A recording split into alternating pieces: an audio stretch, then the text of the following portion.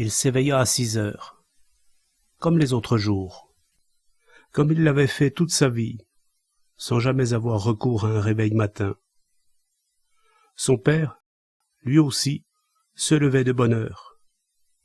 Il était maçon, à une époque où on n'utilisait pas encore les grues pour construire les immeubles, et où on élevait les murs, brique par brique, à mesure que montaient les échafaudages. Ils habitaient Charenton, une petite maison, un pavillon, comme on disait, juste derrière l'écluse, reliant le canal de la Marne à la Seine. Des habitants du quartier croyaient que son père avait les cheveux gris, parce qu'ils étaient saupoudrés de plâtre ou de mortier. Il n'y avait pas de salle de bain dans le pavillon. On se lavait dans la cour, près de la pompe, torse nu, hiver comme été. Et, une fois par semaine, le samedi, on se rendait au bain public. Bouin avait été maçon, lui aussi. D'abord apprenti, dès l'âge de 14 ans, et au début son travail consistait surtout à aller acheter des litres de vin rouge pour toute l'équipe. Il fréquentait l'école du soir, et dormait peu. Il était déjà marié quand il avait passé ses examens de contremaître. Puis, bien plus tard encore, d'inspecteur des travaux au service de la voirie. Sa première femme s'appelait Angèle. Angèle de Lige.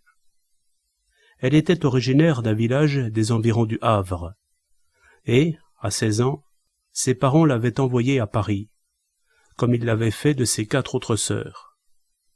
Elle avait été bonne d'enfant, ensuite vendeuse dans une charcuterie.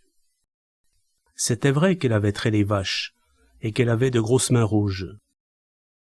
Ils avaient loué un logement non loin de l'écluse, quai de Charenton, et, à l'époque, Bouin allait encore chaque matin, avant de se rendre à son travail, embrasser son père et sa mère.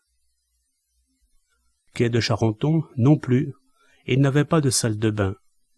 Il continuait à fréquenter les bains publics, dont les couloirs étaient envahis d'une vapeur à odeur humaine. « Pourquoi ne te sers-tu pas de la baignoire ?» Ils avaient eu du mal à se tutoyer, Marguerite et lui. Il avait 65 ans quand ils s'étaient mariés. Elle, 63. Ils se montraient gauches vis-à-vis l'un de l'autre, plus intimidés que de tout jeunes amoureux. Étaient-ils vraiment amoureux? Je préfère la douche. D'être étendu dans l'eau chaude l'angoissait. Il se sentait pris d'un engourdissement qui ne lui paraissait pas naturel. Il préférait se savonner sous la douche, puis faire couler longuement l'eau froide sur son corps nu. « Tu vas continuer à te lever si tôt, alors que tu n'as rien à faire de toute la journée ?» Le lit, pour lui, était un peu comme la baignoire. Le soir, il s'y sentait bien et sombrait dans le sommeil. Dès 6 heures, souvent plus tôt l'été, il éprouvait le besoin de rentrer dans la vie. Il avait essayé, pour lui faire plaisir, de s'attarder entre les draps, mais cela provoquait un malaise dans sa poitrine. Il se levait sans bruit, se faufilait dans la salle de bain, dont il refermait la porte sans oublier de tirer le verrou. Douché, rasé, il enfilait un vieux pantalon de velours trop large, une chemise de flanelle, et il descendait en pantoufles pour ne pas faire de bruit. Il était persuadé qu'elle était éveillée, qu'elle faisait semblant de dormir, qu'elle l'épiait, attentive à tous les bruits. En bas, il se préparait un grand bol de café. Après s'être assuré qu'il avait sa clé en poche, il se dirigeait vers la porte d'entrée et gagnait l'impasse. En cette saison, il faisait encore noir, et le bec de gaz était seul à jeter sa lumière jaunâtre sur les maisons et les chantiers. Pendant des années, son chat l'avait suivi d'une démarche quasi solennelle, comme si cette promenade dans les rues désertes avait été pour lui un acte important, une sorte de messe qu'ils célébraient tous les deux en silence. Quai de Charenton, Bouin n'avait pas de chat. Les 2 dernières années de la vie de sa femme, quand l'accident d'autobus l'avait rendu infirme, il n'avait pas le temps de se promener.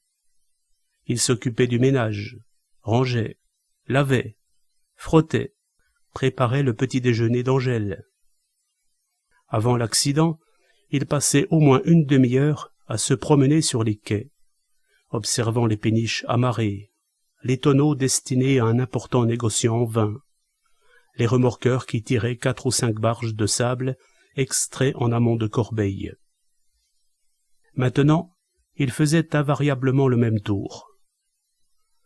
L'impasse donnait sur la rue de la Santé, à mi-chemin entre la prison et l'hôpital Cochin. Plus bas, c'était la clinique d'aliénés devant laquelle il passait avant de remonter par la rue du Faubourg Saint-Jacques. Au coin de la rue de la Tombissoire et de la place Saint-Jacques, il apercevait l'église Saint-Dominique, où Marguerite assistait à la messe le dimanche. L'été, il lui arrivait d'y venir aussi les jours de semaine. Tout un temps, elle avait communié chaque matin. Elle était très amie, alors, avec le curé, qu'elle aidait à décorer les autels et à arranger les fleurs devant celui de la Vierge. Que s'était-il passé entre eux? Quelle avait été la cause de leur brouille? Toujours est-il qu'elle avait cessé de le voir et de s'occuper des œuvres de la paroisse, se contentant, au lieu d'occuper un prie-dieu personnel, d'une chaise à fond de paille dans l'ombre de l'église. Bouin n'y était entré qu'une fois, par curiosité, en dehors du jour où il s'y était marié. Il était baptisé, il avait fait sa première communion. Mais, dans sa famille, personne n'allait à la messe, ce qui n'avait pas empêché son père et sa mère d'avoir des obsèques religieuses. Il n'avait qu'une sœur, qui avait d'abord mal tourné. Pendant des années, on avait été sans nouvelles d'elle. On ignorait si elle vivait ou non. Puis un beau jour, une lettre qu'il avait cherchée à plusieurs adresses et qui portait des mentions par des facteurs différents, avait enfin atteint Émile. Sa sœur lui annonçait qu'elle était mariée à un meunier des environs de Tours, qu'elle avait 2 enfants, une grande maison au bord de la Loire et une voiture américaine. Il ne l'avait pas revue. Il lui avait seulement écrit qu'il était veuf et qu'il approchait de l'âge de la retraite. Il tournait à droite dans le boulevard de Port-Royal, puis à droite encore dans la rue de la Santé, qu'il retrouvait aussi vide que quand il l'avait quittée. Au cours d'une promenade d'1 quart d'heure, il était passé devant un hôpital, une prison, un asile, une école d'infirmières, une église et une caserne de pompiers. N'était-ce pas comme un résumé de l'existence? Il n'y manquait que le cimetière, qui n'était pas si loin. Quand il rentrait, un de ses voisins, Victor Macri, avait une démarche solennelle, sortait du numéro 3 et mettait son auto en marche. Ils se saluaient. L'auto commençait par dégager de la vapeur avant que le moteur prenne peu à peu son rythme, et Macri se dirigeait vers le grand hôtel de la rive droite, où il était concierge. Marguerite et lui connaissaient tous les habitants de l'impasse.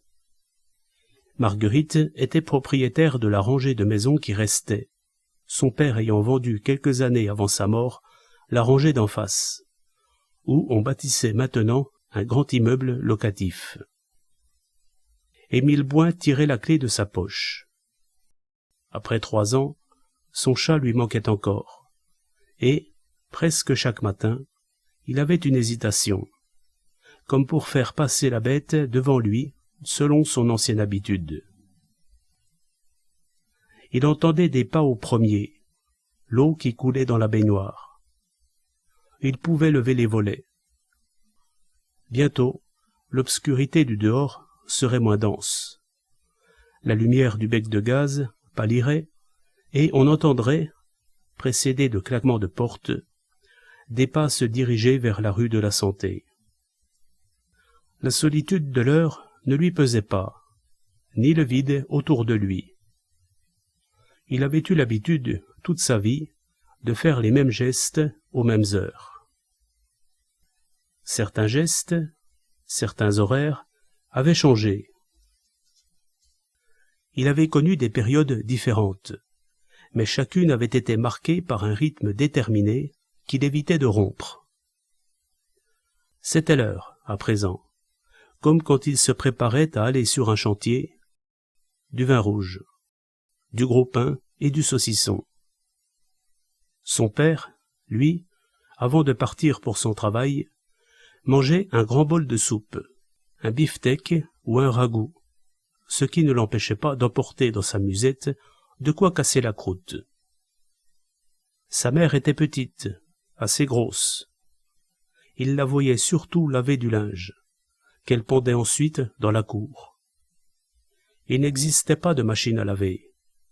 Si elles avaient existé, elles auraient été trop chères, et sans doute sa mère s'en serait-elle méfiée comme elle se méfiait de tout ce qui était électrique. Elle mettait le linge à bouillir dans un énorme récipient galvanisé, et elle devait s'y prendre de bonne heure, car elle avait besoin que son mari ou son fils l'aide à le retirer du poêle avant de partir. Il y avait les jours de repassage, les soirs consacrés à ravauder des chaussettes, l'après-midi des cuivres, de sorte que la semaine était une suite d'images et d'odeurs différentes. Curieusement, avec l'âge, il était devenu presque insensible aux odeurs. Il ne voyait plus non plus les rues du même œil qu'autrefois, quand c'était un spectacle perpétuellement changeant dont il ne se lassait pas. Il avait l'impression, alors, quand il plongeait dans la foule, de faire partie d'un tout, de participer à une sorte de symphonie dont chaque note, chaque tache de couleur, chaque bouffée chaude ou froide l'enchantait. Il n'aurait pas pu dire quand le changement s'était produit. Sans doute petit à petit, à mesure qu'il vieillissait sans s'en apercevoir. Car il ne s'était jamais aperçu qu'il vieillissait. Il ne se sentait pas vieux. Il était tout étonné quand il pensait à son âge. Il n'était pas devenu plus sage, ni plus indifférent. Il avait encore des enfantillages, des pensées, des gestes, des manies du gamin qu'il avait été. Place Saint-Jacques, il avait acheté le journal du matin, sur lequel il jetait un premier coup d'œil en mangeant. Marguerite passait longtemps, là-haut, à sa toilette. Quand ils se parlaient, 4 ans plus tôt, il lui avait fait remarquer que c'était dangereux de se baigner dans une pièce fermée au verrou, car elle pourrait être prise de malaise et personne ne s'en apercevrait. C'était devenu chez lui une habitude, même depuis qu'il s'était déclaré la guerre, de tendre l'oreille pendant qu'elle était dans l'eau. C'était d'autant plus facile que la salle de bain se trouvait au-dessus de la cuisine. La vidange passait par celle-ci, à droite d'un des buffets, et faisait un vacarme chaque fois que la baignoire se vidait. Il buvait 2 verres de vin, des verres épais, sans pied, comme à la campagne. Il en boirait un 3e tout à l'heure, vers le milieu de la matinée, en revenant de son marché. Le réveil marquait 7h15. Il avait l'impression, le matin, que son tic-tac était plus fort que pendant le reste de la journée. Il avait remarqué aussi qu'il était plus précipité que celui de la pendule du salon. Il se demandait pourquoi, puisqu'il marquait la même heure. Il allumait son premier cigare italien, descendait à la cave, éclairé par une ampoule très faible, fixée au plafond. Pendant un quart d'heure environ, il fondait du bois, car il était plus économique de l'acheter en gros rondins que déjà débité aux dimensions de la cheminée. Il remplissait le panier qu'il montait au salon, et c'était une autre tâche minutieuse d'allumer le feu en même temps qu'il écoutait les nouvelles diffusées par une radio portative. En fait, ces nouvelles ne l'intéressaient pas. C'était une habitude, comme un caillou destiné à marquer le déroulement de la journée. Il entendait Marguerite pénétrer dans la salle à manger, puis dans la cuisine.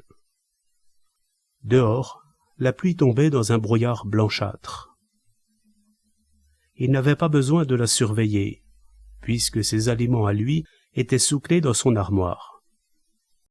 Elle se préparait du café à son tour, du café décaféiné, car elle était persuadée qu'elle avait une maladie de cœur. Ou bien n'était-ce qu'un alibi, une raison pour se plaindre ou pour prendre des mines souffreteuses? Elle buvait son café au lait en mangeant 3 ou 4 biscottes beurrées, et elle n'avait guère de vaisselle à laver. Le feu commençait à prendre dans le salon. Bien que le jour soit encore indécis et terne, il éteignait les lampes, remontait au premier étage, où il avait à faire son lit. Il s'y appliquait, sans laisser un faux pli au drap, aux couvertures ou à la courte pointe. Marguerite avait le temps de monter à son tour. Ils ne se saluaient pas, n'échangeaient pas un regard. Chacun continuait son petit train-train, ne jetant un coup d'œil furtif à l'autre que quand il ne se croyait pas observé. Elle vieillissait. Certes, quand il l'avait connue, ce n'était plus une jeune femme, mais une personne d'un certain âge, un peu délicate, ce qui ajoutait peut-être à sa distinction. Elle avait le teint frais, rose bonbon, sous ses cheveux d'un blanc soyeux, et son visage avait une expression douce, bienveillante. Les commerçants de la rue Saint-Jacques l'adoraient et la respectaient. Elle n'appartenait pas à leur monde, mais à un monde à part. Elle était, dans le quartier où son père avait fait construire jadis les maisons de l'impasse qui portaient son nom, une sorte d'aristocrate. Pendant plus de 30 ans, elle avait vécu avec un homme aussi distingué qu'elle, un musicien, un artiste, premier violon à l'opéra, qu'on voyait passer le soir en habit sous une cape noire, et qui, longtemps, avait gardé l'habitude du haut de forme. Lui aussi avait ce sourire doux et vague, cette politesse à la fois timide et un tantinet condescendante. C'est un si bon professeur. Un de ses élèves, cette année encore, a décroché un premier prix du conservatoire. À cette époque-là, dans l'impasse, on entendait pendant des heures les mêmes phrases musicales répétées au violon, que le professeur accompagnait au piano. Le piano était encore dans un coin du salon, encombré de photographies et de bibelots fragiles. Marguerite en avait joué jusqu'à la mort de son premier mari, et, au retour de l'enterrement, elle avait décidé de ne plus jamais faire de musique. Bouin avait insisté, au début. Elle répondait avec une douce obstination.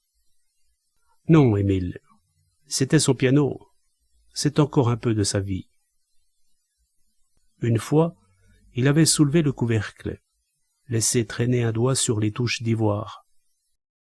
Elle était descendue en hâte, indignée, incapable de comprendre comment il avait pu avoir une telle audace.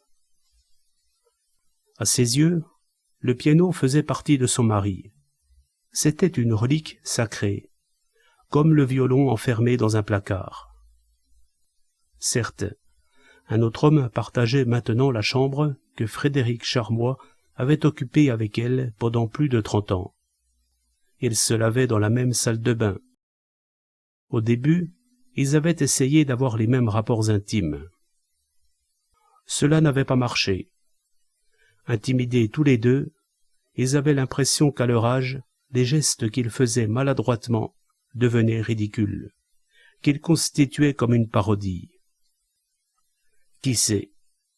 Aux yeux de Marguerite, c'était peut-être un sacrilège.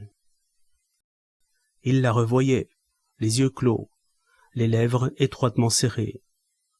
Elle était résignée.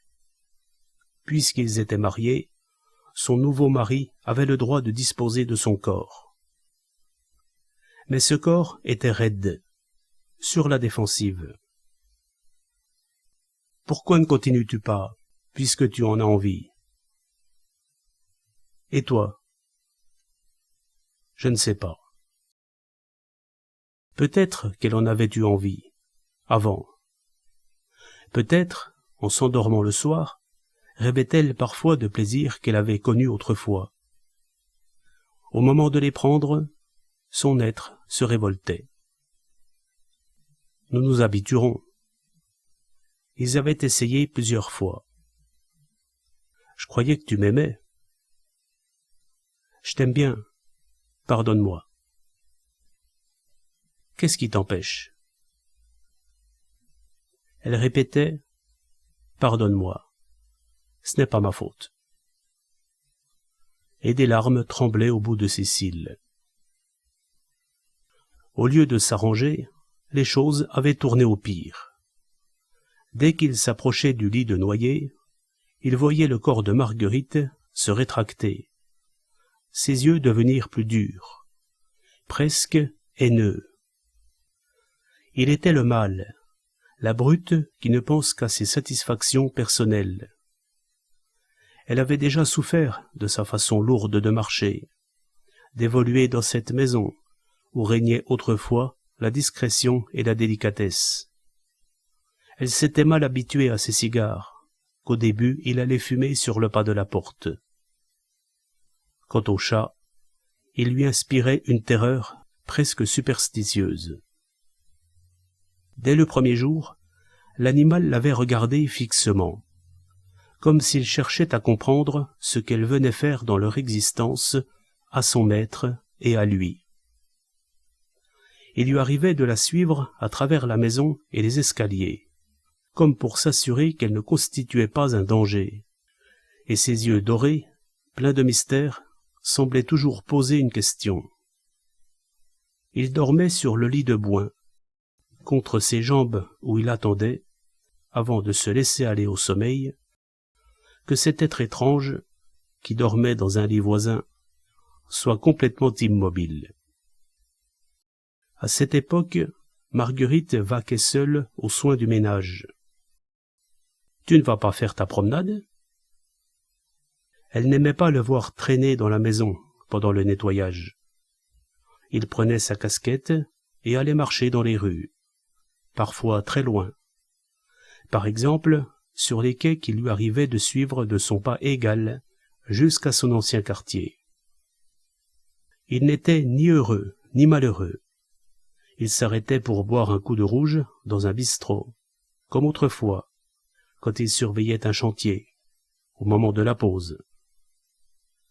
La différence, c'est qu'autrefois, il était entouré de gens comme lui, couverts de poussière ou de boue. On parlait d'une voix sonore, on riait, les verres s'entrechoquaient. « Une tournée pour moi, Alice !» Il avait travaillé longtemps en plein centre de la ville, quand on avait effectué la jonction du boulevard Haussmann avec les grands boulevards. Il avait aussi participé à la transformation des boulevards extérieurs, à la démolition des anciens remparts. Partout, on dénichait un petit bar sympathique, où les hommes se retrouvaient plusieurs fois par jour. Souvent, on y mangeait, tirant les victuailles des musettes. Sa première femme, Angèle, trouvait cette vie-là naturelle. Il n'avait pas d'enfant, et ne cherchait pas à savoir si c'était sa faute à elle ou la sienne. Angèle n'était pas distinguée. Elle était gaie, d'une gaieté bruyante. Elle adorait le cinéma. Elle y allait seule l'après-midi, et souvent, le soir, elle lui demandait de l'accompagner pour voir un autre film.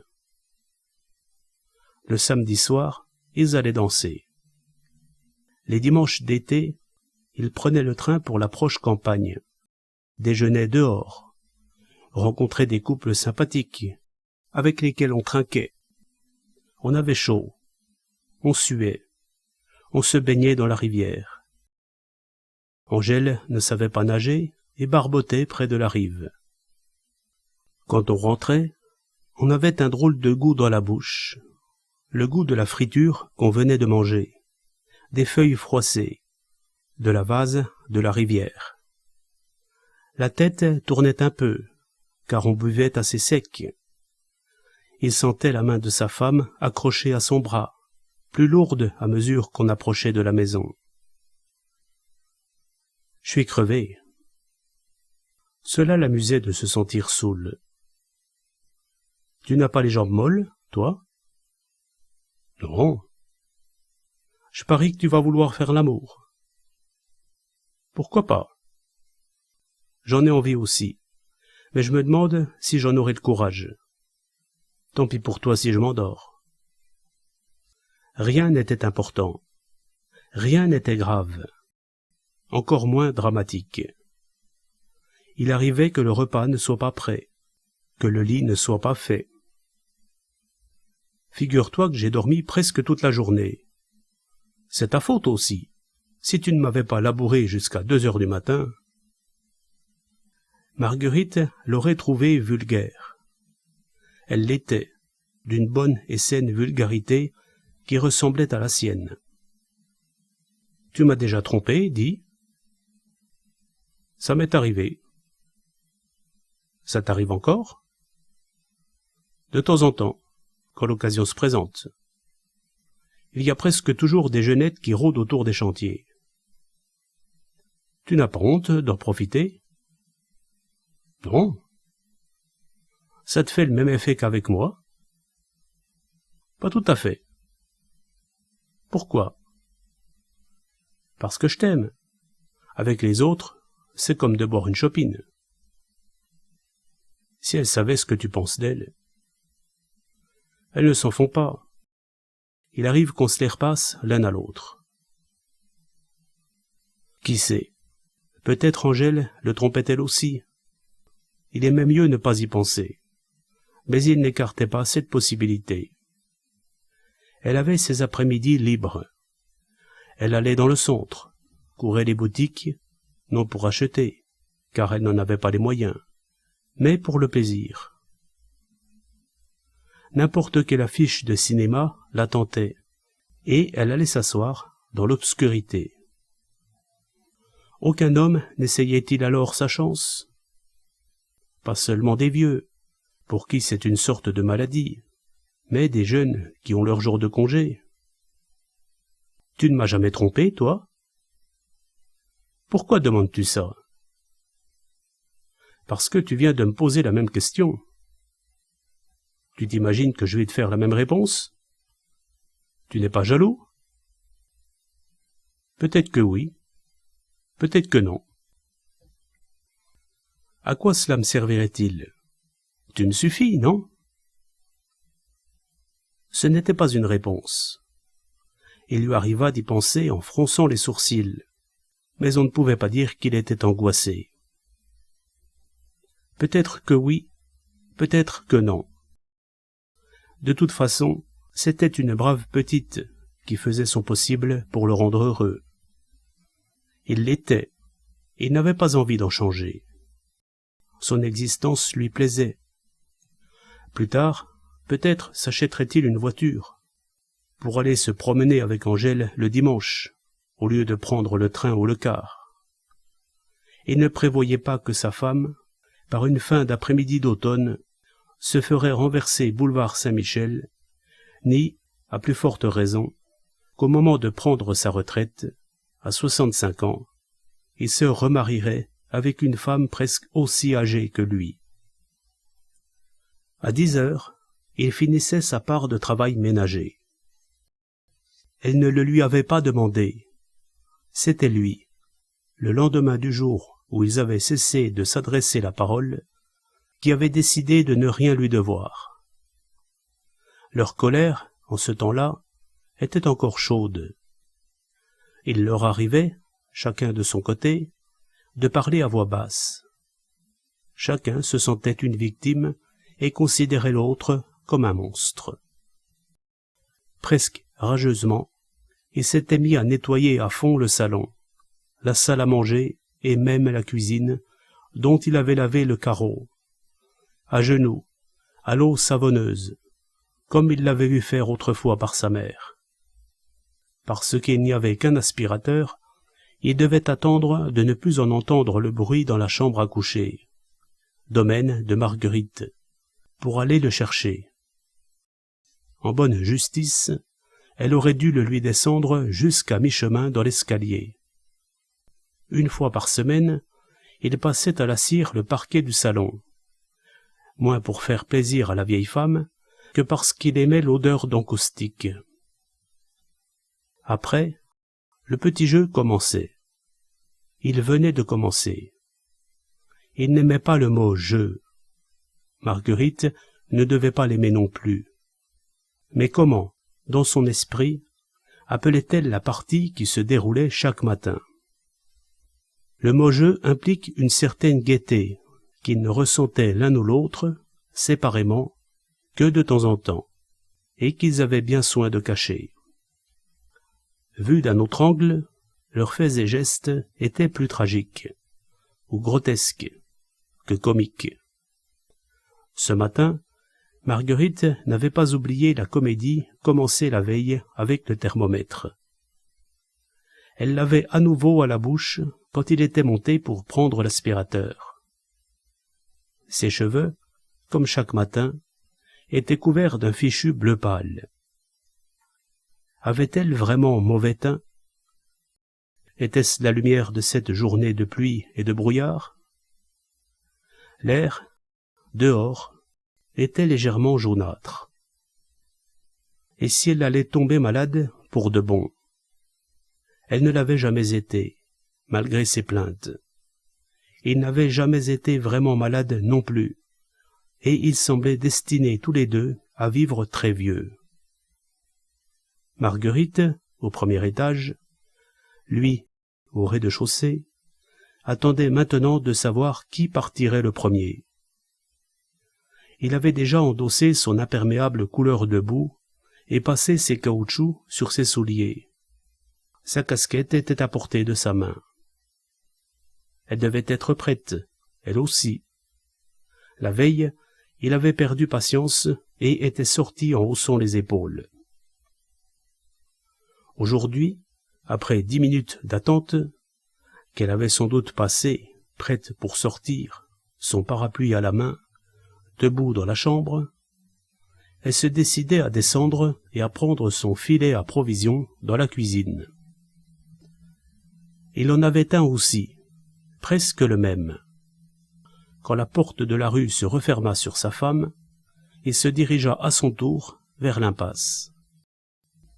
Il la voyait sur le trottoir, petite et fluette, maladroite sur ses jambes enflées, quand elle s'efforçait d'éviter les flaques d'eau, le parapluie mauve se balançant au-dessus de sa tête. Elle savait qu'il la suivait. D'autres jours, c'était elle qui était derrière, jamais à bien longue distance, car il prenait soin de ne pas marcher trop vite. Elle tournait à droite vers le boulevard de Port-Royal, traversait la chaussée en face de l'hôpital Cochin, où l'on voyait des ambulances dans la cour que des internes en blouse blanche traversaient à grands pas. Un peu plus tard, ils s'engageaient, à 30 mètres l'un derrière l'autre, dans la rue Saint-Jacques, où les boutiques étaient pleines de ménagères. Il se demandait, va-t-elle entrer à l'épicerie? L'épicerie Rossi, une maison italienne, sombre et profonde, bourrée de victuailles, où on trouvait en particulier des hors-d'œuvre tout préparés, petits artichauts à l'huile, poissons frits dans une sauce piquante, pieuvres marinées, pas plus grandes que le pouce, dont il était friand. Il avait besoin de sucre, de café. Quand il entra, Marguerite regardait dans les rayons et commandait des spaghettis, puis 3 boîtes de sardines à l'huile. Elle ne fit pas mine de savoir qu'il était là. Il s'ignorait, en public aussi bien qu'à la maison, et les commerçants du quartier s'étaient habitués à les voir entrer chez eux, sur les pas l'un de l'autre, sans s'adresser une parole ni un regard. Chacun pour soi. Il ne s'en épiait pas moins, et si l'un d'eux commandait quelque chose de cher ou d'original, le second ne manquait pas de renchérir. « Vous avez des cannelloni ? Préparés de ce matin. Vous m'en mettrez 4. Ils étaient longs, généreusement bourrés de farce. Elle dut tressaillir. « Vous me mettrez 3 tranches de jambon de Parme, » dit-elle à son tour. « Pas trop épaisse. J'ai si peu d'appétit. » Elle portait un châle sous son manteau, comme quelqu'un qui ne se sent pas bien et qui craint de prendre froid. Elle avait l'air plus vieille ainsi, plus cassée. « Ça ne va pas, Madame Bouin ?» Les gens hésitaient toujours à l'appeler par ce nom. Les anciens l'avaient d'abord connue comme Mademoiselle Doise.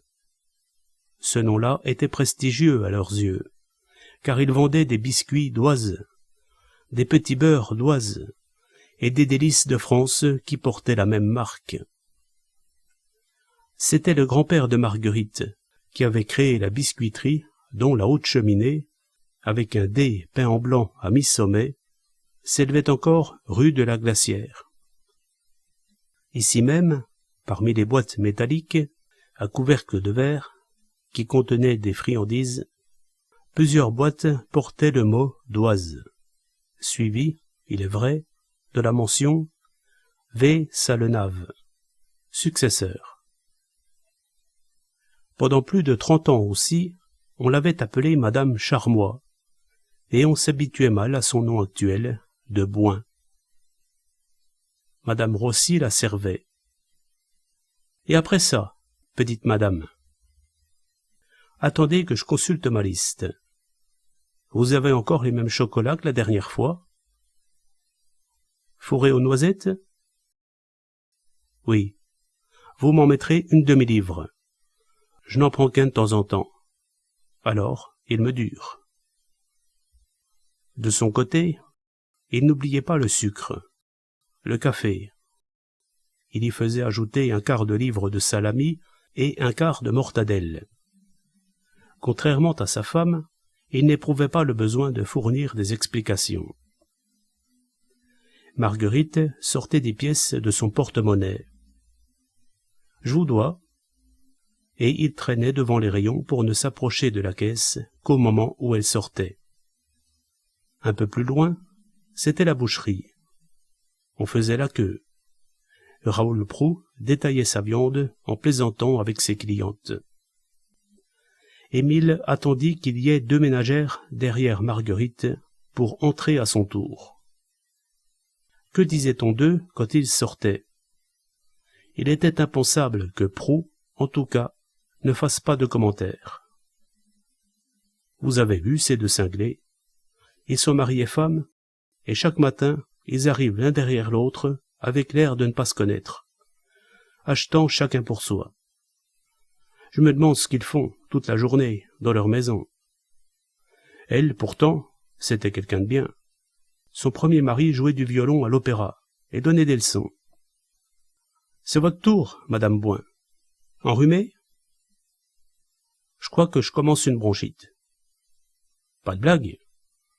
Ce ne sont pas des choses à faire à votre âge. Qu'est-ce que je vous mets aujourd'hui? Vous pouvez me couper une petite escalope, très mince? Vous savez, il savait. Elle leur parlait à tous de son appétit d'oiseau, comme pour éviter l'accusation d'avarice. Vous enlèverez le gras? Il ne restera plus grand-chose. Ça sera bien suffisant pour moi. On devait la plaindre, mettre les torts de son côté à lui. Quand il l'avait épousée, il avait encore l'air d'une grande brute, car il n'y avait pas si longtemps qu'il avait commencé à se ratatiner.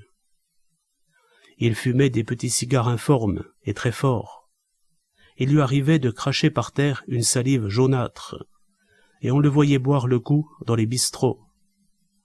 Ce n'était pas le premier mari de Marguerite qui se serait comporté de la sorte. Certains ne prétendaient-ils pas qu'il l'avait emboblinée et qu'il ne l'avait épousée que pour son argent? C'était faux. Il était à peu près aussi riche qu'elle. On ne pouvait pas savoir au juste, car elle était discrète sur ces questions-là. Il s'était marié sous le régime de la séparation des biens, mais elle ne paraissait pas avoir d'héritier direct ou indirect. Lui, en plus de ses économies, il avait sa pension, et, s'il lui arrivait de mourir avant elle, elle espérait en toucher la moitié pendant le reste de son existence. Lequel des deux, donc, était intéressé? Tous les deux? Aucun? Vous avez un beau rognon de veau? Elle était partie, ouvrant son parapluie mauve sur le seuil de la boucherie, et se dirigeait vers la crèmerie. Il l'y rejoignit alors qu'elle payait à la caisse. Il n'avait pas vu ce qu'elle achetait. Il savait seulement qu'elle en avait pour 2 francs 45. Un quart de Munster. Un fromage qui sentait fort et qu'elle détestait. Une douzaine d'œufs. Il achèterait un quart de champignons de Paris. Et, ce soir, avant le fromage, il se préparerait une plantureuse omelette, bien baveuse, comme il les aimait. Elle prendrait un air dégoûté. Peut-être quitterait-elle la table, comme cela lui arrivait parfois, surtout quand elle lui verrait déballer le Munster. Elle se tenait debout devant l'éventaire du marchand de légumes, à qui elle achetait des pommes de terre. Elle raffolait des pommes de terre, chaudes ou froides, en mangeait à presque tous les repas. « Vous me donnerez des champignons, 125 grammes. » Il n'ajoutait pas, comme elle l'aurait fait, « c'est pour une omelette. » Et avec ça, monsieur Boin. Il avait besoin de pommes de terre aussi, qu'il fit placer au fond du sac, afin qu'elles n'écrasent pas le reste. Quelques oignons, des rouges de préférence. Je vous en mets une demi-livre? Ils se conservent très bien. Je sais. Du persil. 1 kilo de pommes. Pas celle-là. Je préfère celle d'à côté, un peu ratatinée. On devait se dire qu'il restait bon vivant, et continuait à faire bombance, tandis que sa pauvre femme se laissait aller à rien, ne mangeant que des miettes, du bout des lèvres. Il n'avait pas besoin de rien d'autre. Il regardait sa femme entrer dans l'officine peinte en vert du pharmacien, et il vit que celui-ci lui montrait plusieurs boîtes et plusieurs tubes de comprimés, sans doute des médicaments contre le rhume. Elle posait des questions, hésitait, finissait par choisir des pastilles. Ce n'était pas tout. Elle achetait aussi un paquet dont il reconnut l'aspect de loin. C'étaient des cataplasmes à la farine de moutarde. Ce soir, avant de se coucher, elle allait en appliquer un sur sa poitrine, après l'avoir mouillé. Puis elle se contorsionnerait pour en poser un second sur son dos. C'était difficile. Il avait chaque fois pitié d'elle, se retenait d'avancer la main, de l'aider, mais il savait qu'elle aurait considéré ce geste comme une insulte. Ensuite, pendant que les 2 cataplasmes produiraient leur effet, elle ferait nerveusement la navette entre la chambre et la salle de bain jusqu'à ce que la douleur devienne insupportable. Elle était capable de les garder longtemps. On aurait pu croire que c'était une punition qu'elle s'imposait, et la peau, quand elle retirait les papiers recouverts de moutarde, était aussi rouge qu'une plaie vive. Était-ce tout, cette fois? Non. Elle allait encore échanger un livre à la librairie d'occasion qui échangeait les volumes, moyennant 50 centimes. Elle choisissait invariablement des romans du début du siècle, des histoires tristes qui aidaient à sa mélancolie. Il n'avait fait, quand elle n'était pas dans le salon, qu'en parcourir quelques alinéas. Il y avait toujours une victime fière et courageuse, sur qui tous les malheurs s'abattaient, mais qui n'en gardait pas moins la tête haute. Pauvre femme. Il le pensait souvent. Il lui arrivait, à lui aussi, de se considérer comme une brute. Puis il se mettait à remâcher les souvenirs des 3 dernières années, et il finissait par écrire sur un billet « Le chat ». C'était elle, sans aucun doute, qui avait mis de la mort au rat dans la pâtée de la bête. Elle avait profité de ce qu'il était au lit avec la grippe. Le soir, il s'était étonné de ne pas voir le chat sauter sur son lit. « Tu ne l'as pas vu ?»« Pas depuis cet après-midi. »« Tu l'as fait sortir ?» Je lui ai ouvert la porte vers 5 heures, quand il l'a demandé. « Tu n'es pas resté dehors avec lui ?» C'était en plein hiver. Une croûte de neige recouvrait les pavés de l'impasse. Les travaux de démolition, en face, n'avaient pas commencé, et les 2 rangs de maisons se faisaient face comme au temps où Sébastien Doise les avait fait construire.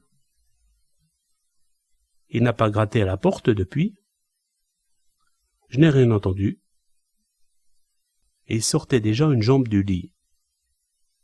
Tu ne veux pas que j'aille voir ? J'y vais moi-même. T'as l'intention de sortir, malgré la fièvre que t'as ? Il lui semblait qu'il y avait quelque chose de faux dans la voix de sa femme. Jusqu'alors, il l'avait trouvée compliquée, souvent en proie à des idées fixes, certaines un peu bébêtes, mais l'idée ne lui était pas encore venue qu'elle puisse être méchante. C'était sur le chat, et sur le chat seul, que sa hargne s'était fixée. Chaque fois qu'il la frôlait, elle se jetait de côté en poussant un cri. Elle exagérait. Il était persuadé qu'elle jouait la comédie. Dès la première semaine de leur mariage, elle avait insinué qu'il pourrait se débarrasser de l'animal, en le donnant à un ami, par exemple. Toute ma vie, j'ai eu peur des chats. Je pourrais peut-être m'habituer à un chien. Du temps de mon père, nous en avons eu un, qui me suivait quand j'étais petite, et qui semblait me protéger. Les chats sont traîtres. On ne sait jamais ce qu'ils ont dans la tête. Joseph n'est pas comme ça. Car il avait appelé Joseph la bête qu'il avait trouvée un soir qu'il rentrait chez lui. Cela choquait Marguerite. Je ne crois pas qu'il soit convenable de donner à un animal un nom de saint. Il est trop tard pour le débaptiser. Comment peux-tu prononcer ce mot-là, comme si on baptisait les bêtes? Pourquoi pas? Cela avait été leur premier accrochage. Il y en avait eu d'autres, toujours au sujet de Joseph, qui les écoutait comme s'ils se savaient l'objet de leur entretien. Il n'est même pas de race. Moi non plus. C'était pour la taquiner. Cela faisait partie de son caractère, de ses habitudes. Sur les chantiers, on s'en lançait à la tête de vertes et de pas mûres, ce qui n'empêchait pas, au coup de sirène, d'aller trinquer. Avec Angèle aussi, il avait son franc-parler, qu'il poussait parfois assez loin. « Viens ici, tête de mule. »« Pourquoi m'appelles-tu tête de mule ?»« Parce que t'es comme toutes les femmes. À te voir, on jurerait que tu te décarcasses pour me contenter. Qu'à tes yeux, rien ne compte que moi. En réalité, tout comme une mule, tu n'agis qu'à ta tête. »« Ce n'est pas vrai, je t'obéis toujours. »« Dans un sens, oui. Quand tu as envie de faire quelque chose, tu me persuades que c'est moi qui en ai le désir. Mais si, ma vieille, je te connais, va. Tu es aussi putain que les autres. Tu n'as pas honte? » Non. Ils finissaient tous les deux par éclater de rire, et, le plus souvent par rouler sur le lit. Avec Marguerite, c'était différent. Il n'était pas question de rouler sur le lit, ni d'employer des gros mots.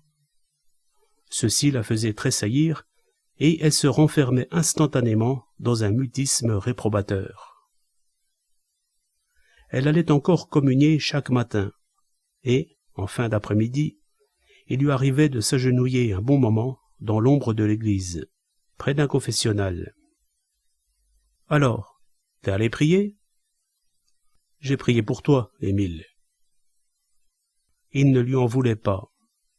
C'était à lui qu'il en voulait, de l'avoir épousée, car il n'était pas l'homme à la rendre heureuse. Comment cette idée avait-elle pu lui venir? Depuis, il y avait pensé souvent. Qui, de lui ou d'elle, avait fait les premiers pas? Il habitait en face, à l'endroit où se dressait aujourd'hui la grue. Il avait loué une chambre du premier étage à un jeune couple pour qui la maison était trop grande et le terme trop élevé. S'il avait quitté le quai de Charenton, c'était un peu pour la même raison. Il se sentait perdu dans l'appartement qu'il avait partagé avec sa femme. Le plus souvent, il prenait ses repas au restaurant. Il lui suffisait d'une grande chambre et d'un cabinet de toilette. Son fauteuil était près de la fenêtre, d'où il entendait couler l'eau de la fontaine. Le soir, quand il ne sortait pas, il regardait la télévision. Il s'était fait des amis au café de la place d'Enfer Rochereau, où il allait jouer aux cartes. Et, en fait de femme, il y avait toujours Nelly, même si ce n'était pas confortable. Il n'y attachait guère d'importance. Elle suffisait à lui faire passer l'idée. Le matin, il voyait la petite dame d'en face sortir de chez elle pour se rendre au marché, et il la trouvait distinguée. Elle ressemblait à ces femmes des calendriers d'autrefois, dont elle avait le sourire doux et résigné. Il savait qu'elle était la propriétaire des maisons d'en face. C'était tout. S'il n'ignorait pas son nom, il n'établissait aucun rapport avec les petits beurres d'Oise, qu'il mangeait quand il était enfant. Il rentrait, elle avec son parapluie et son sac qui accrochait parfois les passants, lui son petit cigare à la bouche, le visage mouillé par le crachin. Ils allaient se retrouver entre quatre murs, chacun avec ses pensées, chacun avec ses petits paquets, à attendre l'heure de préparer le déjeuner. Place Saint-Jacques, il s'arrêta, et, la laissant partir en avant, il entra dans un bar pour boire un verre de vin rouge. La patronne servait au comptoir, aussi vieille que Marguerite, avec un chignon dur au sommet de la tête et de gros seins mous qui pendaient sur son gros ventre. « On dirait qu'il va tomber de la neige, dit-elle en regardant la couleur du brouillard.